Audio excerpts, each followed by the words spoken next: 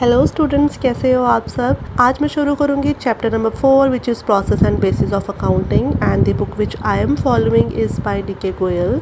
सो ये चैनल जो है this is a step by step guide for commerce student, और जो बच्चे सेल्फ स्टडी कर रहे हैं उनके लिए भी ये चैनल बेस्ट होगा, क्योंकि मेरी यहाँ पे यही कोशिश रहती है कि मैं हर एक कंसेप्ट को चैप्टर वाइज बुक की हेल्प से ही डिटेल में डिस्कस करूँ और थॉरली एक अंडरस्टैंडिंग डेवलप कर पाऊँ उन बच्चों के लिए जो कि किसी भी रीज़न से बाहर नहीं पढ़ रहे हैं और अपने आप ही पढ़ रहे हैं, सेल्फ स्टडी कर रहे हैं। तो कई बार क्या होता है कि जो अकाउंटिंग है वो एक न्यू ब्रांच है 10th के बाद जो आती है, और कई बार घर में भी हमें इसके लिए कोई गाइड नहीं कर पाता, क्योंकि अगर उनका स्ट्रीम कुछ डिफरेंट रहा है तो उनको नहीं पता होगा कि टेक्निकली ये सब्जेक्ट क्या है।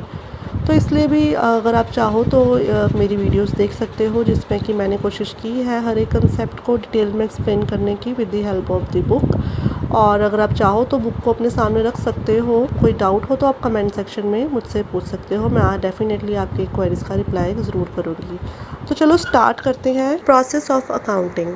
सो first of all what is the meaning of process. Process होता है sequence of step to perform any job. तो किसी भी जॉब को या काम को परफॉर्म करने के लिए अगर हम किसी प्रोसेस को फॉलो करते हैं तो प्रोसेस में आ जाता है एक सेट ऑफ सीक्वेंस को फॉलो करना, जिसमें कि हम सीक्वेंस में ही चलेंगे। हम किसी स्टेप को बीच में छोड़ नहीं सकते हैं और हम ऐसा भी नहीं कर सकते हैं कि हम स्टेप्स को आगे पीछे कर दें। तो अकाउंटिंग में भी यही होता है। अकाउंटिंग को करने के लिए हमें एक स्टेप्स को फॉलो करना पड़ता है, एक प्रोसेस को फॉलो करना पड़ता है।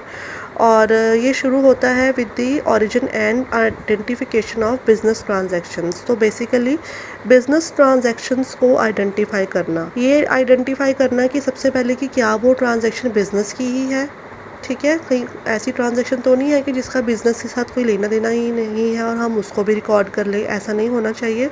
और दूसरी बात, क्या वो उसको हम मनी में कन्वर्ट करके लिख सकते हैं, ऐसी चीज़ें आ जाती हैं प्रोसेस में। और उसके बाद हम फिर रिकॉर्डिंग करते हैं, क्लासिफिकेशन करते हैं, समराइजिंग करते हैं, जिसको कि हम वन बाय वन एक एक पॉइंट को डिटेल में मैं आपको अभी समझाऊंगी। इसमें सबसे पहले आ जाता है आइडेंटिफिकेशन ऑफ ट्रांजैक्शन। तो अकाउंटिंग डील करती है वो बिज़नेस ट्रांजैक्शन जो कि मॉनेटरी नेचर की है, मतलब जी कि जिसको हम पैसे में कन्वर्ट करके कैलकुलेट करके उसकी वैल्यू को लिख सकते हो, और जिसको नहीं लिख सकते हैं वो हम रिकॉर्ड नहीं कर सकते और वो काउंटिंग में नहीं आएगी। So for recording business transaction it is necessary that these transactions are evidenced by an appropriate document such as cash memo, purchase invoices, sales invoice, pay in slip, chequebook, passbook etcetera. तो जब भी हमने किसी भी transaction को record करना है हमारे पास उसका एविडेंस होना चाहिए, ठीक है। बिना एविडेंस के हम किसी भी ट्रांजैक्शन को रिकॉर्ड नहीं करेंगे। तो क्योंकि वो मॉनेटरी नेचर की है तो डेफिनेटली उसका एविडेंस कहीं ना कहीं से होगा ही। अगर कोई चीज़ परचेज़ की है तो उसके परचेज़ इन्वॉइसेस होने चाहिए, सेल्स की तो सेल्स इन्वॉइसेस होने चाहिए, बिल्स होने चाहिए, मीमोज़ होने चाहिए, चेक से पेमेंट कर रहे हैं तो चेक्स होने चाहिए, ठीक है। और पासबुक में भी एंट्रीज़ होती हैं, उसमें भी बहुत प्रूफ होते हैं, ठीक है। प्रूफ एज ए प्रूफ काम करती है पासबुक भी। और पेन स्लिप तो जैसे आपको पता ही है कि बैंक में जब भी हम पैसे डिपॉजिट करते हैं तो एक पेन स्लिप होती है ना। और उसके बाद उसके भी 2 पार्ट्स होते हैं, एक पार्ट हमें स्टैम्प करके वापस दे देते हैं। और आजकल तो अगर डिजिटली सब कुछ चल रहा है तो फिर तो डेफिनेटली हमारे पास एसएमएस होते हैं डिडक्शन के या पेमेंट रिसीव हुई है उसके, तो वो सब चीज़ें भी एज ए डॉक्यूमेंट काम कर सकती हैं, ठीक है। So a document which provides evidence of the transaction is called source document. तो जिस डॉक्यूमेंट की हेल्प से एक एविडेंस का काम हो जाए उसको हम बोल सकते हैं source document. Second point is preparation of vouchers. Now with the help of source documents जो कि एविडेंसेस थे, ठीक है, उनकी हेल्प से हम वाउचर्स तैयार करते हैं। अब वाउचर्स क्या होते हैं? वाउचर्स सेपरेटली प्रिंट किए जाते हैं हर एक फर्म के द्वारा, और हर एक फर्म के वाउचर्स के अंदर ही सबसे पहले उन सोर्स डॉक्यूमेंट्स की ट्रांजैक्शंस की अमाउंट को रिकॉर्ड किया जाता है। और वहीं से हमें ये भी पता चलता है कि कौन से अकाउंट को अब हमने डेबिट करना है और कौन से अकाउंट को क्रेडिट करना है। बेसिकली जर्नल एंट्रीज को पास करने से पहले वाला काम अभी यहाँ पे चल रहा है। और जो सोर्स डॉक्यूमेंट होता है वो भी हम वाउचर्स के साथ ही अटैच कर देते हैं। जो वाउचर्स होते हैं उसको हम डेट वाइज एक ऑर्डर में लगा देते हैं, ताकि जब हम उसके एंट्रीज़ पास करें तो हम उसी डेट के अकॉर्डिंग ही एंट्रीज़ को पास करें, और वाउचर्स को सेफली एक फ़ाइल में लगा के रखा जाता है। Now third step is recording in books of original entry. So vouchers के बाद या सोर्स डॉक्यूमेंट के बाद जब रिकॉर्डिंग होती है वो होती है बुक्स ऑफ ओरिजिनल एंट्री के अंदर, जिसको कि हम जर्नल भी बोल देते हैं। और यहाँ पे हम एंट्रीज़ को पास करते हैं क्रोनोलॉजिकल ऑर्डर में और डेट वाइज, मतलब डेट वाइज हम एंट्रीज़ को पास करते हैं, और हम डबल एंट्री बुक कीपिंग के प्रिंसिपल्स को यहाँ पर फॉलो करते हैं।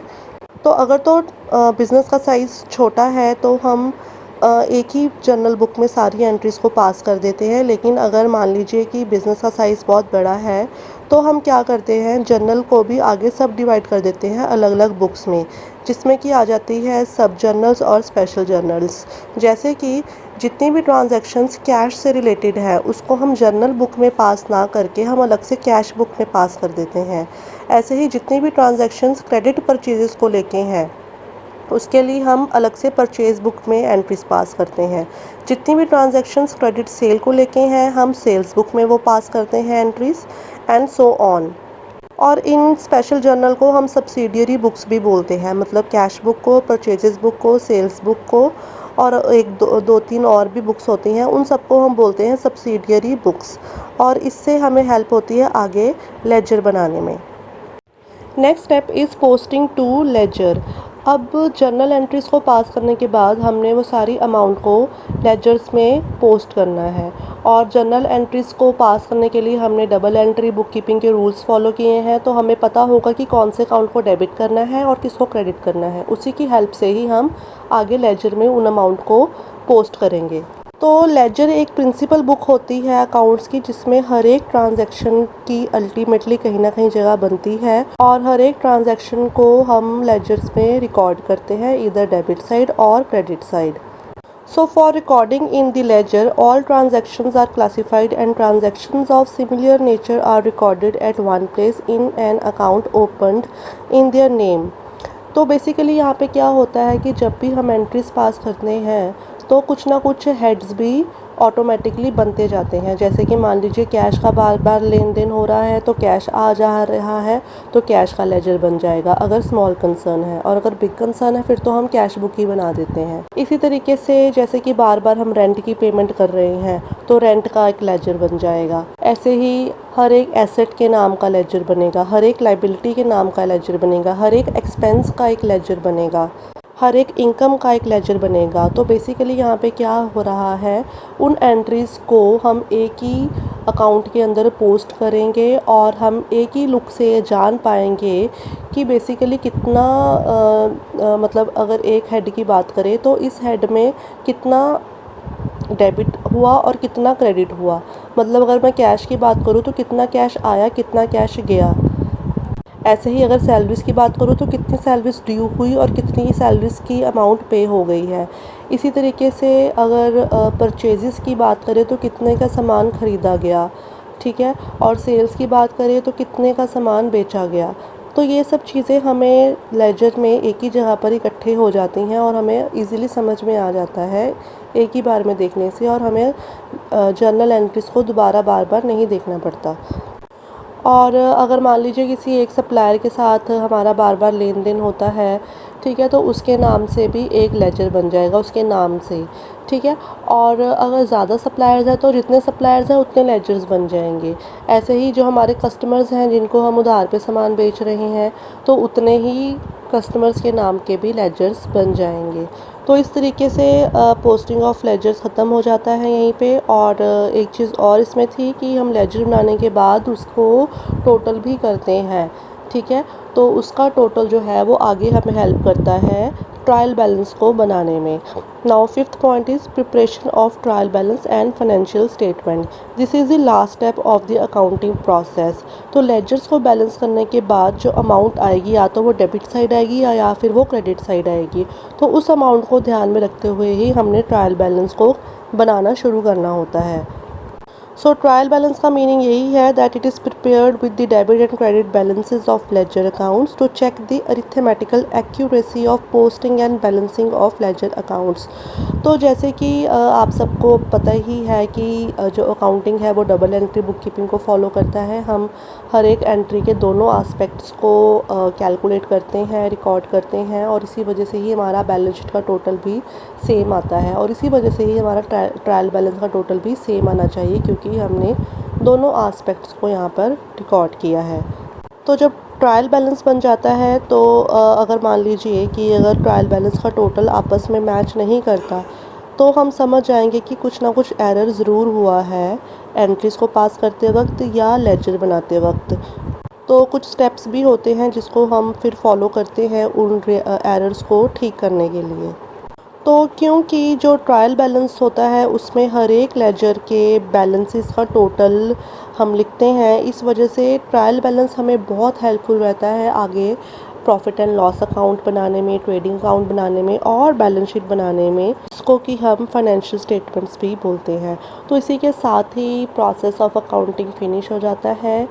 और जब मैंने आपको जो इस चैनल की फ़र्स्ट वीडियो है उसमें अकाउंटिंग का मीनिंग आपको डिटेल में समझाया था, तो वहाँ पर भी ये प्रोसेस जो है वो फॉलो हुआ था, मतलब कि मीनिंग में भी प्रोसेस आता है। तो अगर आप चाहो तो उस वीडियो को भी डिटेल में एक बार सुन सकते हो दोबारा। सो नेक्स्ट वीडियो में बेसिस ऑफ अकाउंटिंग फिनिश करूँगी और ये चैप्टर भी हो जाएगा।